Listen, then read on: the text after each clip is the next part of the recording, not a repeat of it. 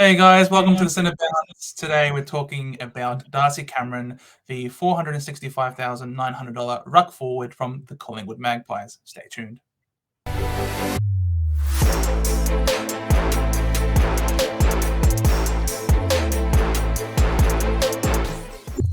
Big J, welcome. How you doing today? I'm good. How are you? Yes, I'm good. Love talking about Collingwood players and shitting on them. No, I'm just joking. No. Darcy Cameron was a great player last year, and he really Mm. came onto the scene. And you never wish an injury on somebody, and I'm sure none of the players do wish an injury on their fellow teammates. But if someone had to get injured last year to enable Darcy Cameron's career, it was Grundy, wasn't it? Yeah, definitely. I mean, hats off to Collingwood's recruiting team. They just seem to pull these amazing players out of nowhere. Obviously, we've seen Tom Mitchell and Stego this year, but one that kind of goes unnoticed was Cameron coming across from Sydney. Sydney's had a lot of trouble with their rucks recently, and then Collingwood's basically picked up a Grundy replacement for like a fourth rounder or something. So it's bloody fantastic for them. And his emergence this year really, I think, set the scene for the sort of a strategy that they were going to take, that they took into the trade period last year. Grundy goes down, Darcy Cameron steps up, and yet they fall 1 point short of going to a grand final in a prelim, against Sydney away. Mm. Like, it was very painful, and that's what made it oh so more sweet. I'm sorry to all of our Collingwood supporters. I hate Collingwood. But I think definitely the injury to Grundy really just set the scene for, you know what, we can move forward. We can perform well. We don't need this guy. Let's free up the books a little bit and bring in some more extra talent from other teams. And that's how they were able to then get their McStay, to get their Tom Mitchell, to get their Billy Frampton across. So Bobby Hill from the Giants as well. Like, they had a lot of change, and all off the back, of this decision and the emergence of Darcy Cameron last year. He's priced at 84, and he came off his best season, thanks to obviously what we've been talking about. We saw that a lot of this improvement came from increased CBAs, which immediately shot up after round 6, which coincides with the week that Grundy had his ACL injury. Mm. In the first 6 weeks, you only averaged 10% of the CBAs. After round 6, they went up to 59%. So, he almost went up 6 times as much in the CBAs. And, 59% doesn't seem like a lot, yet he was still able to pump out some massive scores of 130 and 129. So clearly, the injury to Grundy, before that, he was averaging a 46.6, and then he more than doubled it afterwards to a 96.5. So you can see that this guy really relishes having more responsibility in the ruck.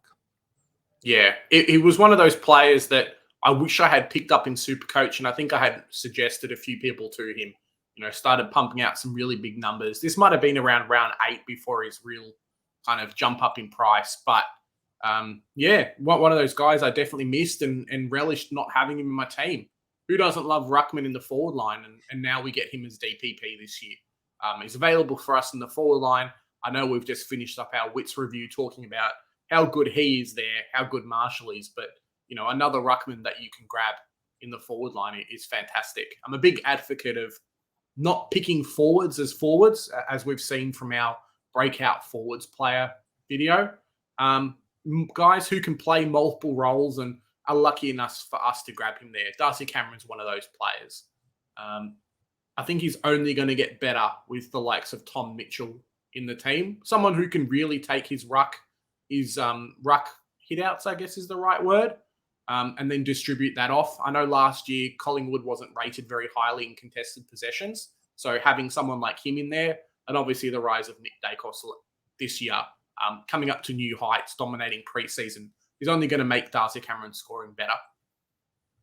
Yeah, Collingwood were really struggling with the clearance differentials, especially against the top teams, and adding the pig that is Tom Mitchell, who loves to get in and under and rolling around in that mud and collecting the ball like no one's business, will only be sensational for Darcy Cameron, who should still maintain primary ruck status.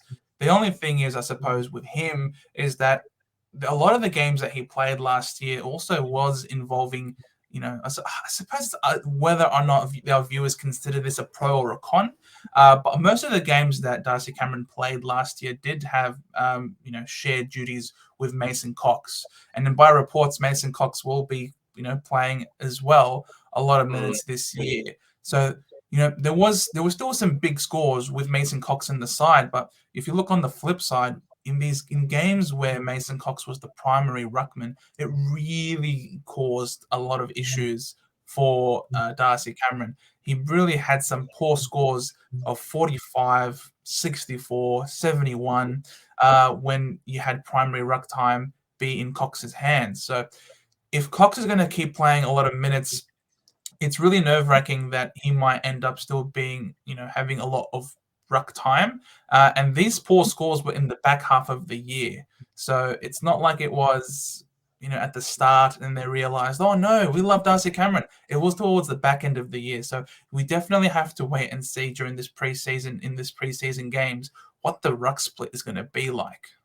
Yeah, it's one of those tough things where Mason Cox, obviously, I think it was the 2018 final series came out and really dominated for them in the forward line.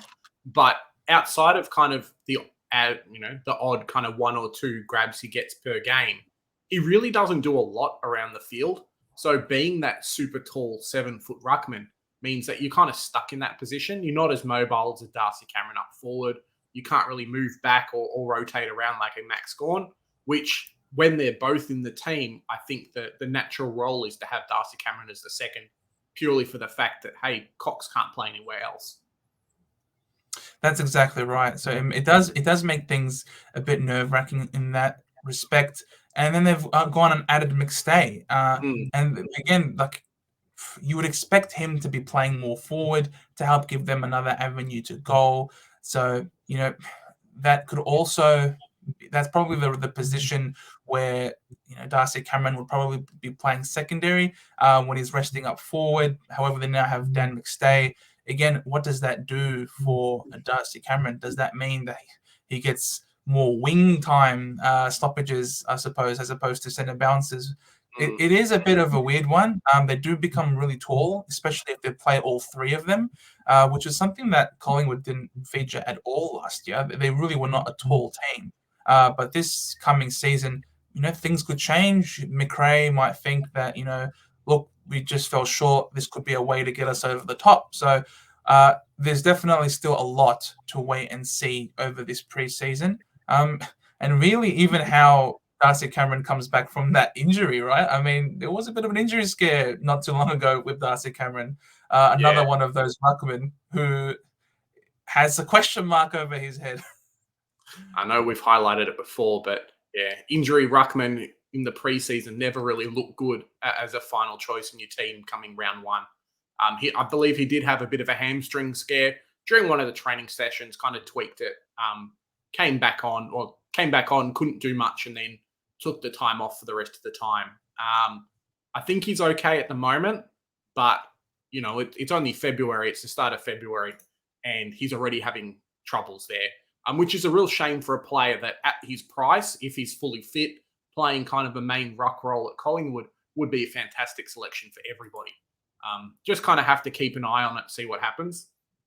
But otherwise, he's been doing really well.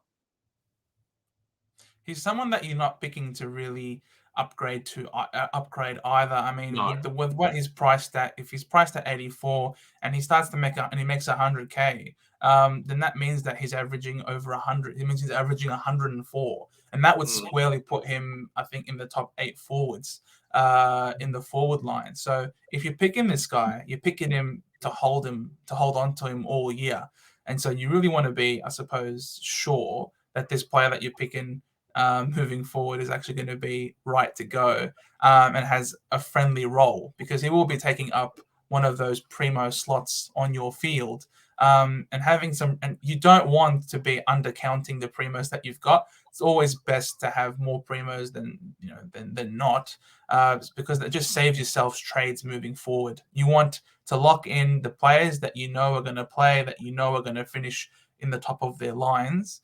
And if you're concerned about, his durability and his, the soft tissue concern already, it's definitely one that you got to keep an eye on moving forward. Yeah, I mean, there is some flexibility there with him having DPP. I've seen a few teams picking him in the forward line with like a Nick Madden on the bench in the ruck position. You know, coverage for an English or a Marshall or a Witts, that kind of thing. These players who, hey, we may think might go down at some point or have some injury concerns there. And then I've also seen people pick him in the ruck with the intention of actually moving him forward once the number 1 and number 2 rucks kind of become evident who they are. And you can always upgrade to those players, because I don't think the main rucks are really going to be, they're not going to be 700K like kind of Gawn was a couple of years ago and people trying to bring him in. I think just with scoring kind of leveling out and being around that 100 mark at the moment, that, you know, 550K is probably where we're going to see a lot of ruckman scores. So it's a pretty easy upgrade target there. Yep, agreed. And I mean, this really shouldn't be much need to really wait and see who the number 1 ruck is going to be when we know it's going to be Big Sammy Draper, who you can get for a really cheap price right now. So I don't quite understand what the big deal is with waiting, but you know, to each their own. And I guess that brings us to a close in our deep dive discussion about Darcy Cameron. Thanks so much, guys and girls, of course, for watching and listening wherever you may be in the world. This was our discussion on Darcy Cameron, if you should have him, you should not have him, what to look forward to moving this year. Any final words, Big J? You forgot to ask me if he's in my team. He's not going to be in your team. He's not in your team. No, that's true. All right, guys. Well, check out our Supercoach group video. We're going to win some amazing prizes. Well, we're not, because we're running it, but you guys can definitely win some amazing prizes. We've got a jersey, some tickets to a footy game there, any one that you want to choose, obviously during the regular season, and an AFL voucher for, you know, the guys who don't win the first 2 prizes. So remember, guys, we do the hard work so you don't have to. Bye for now.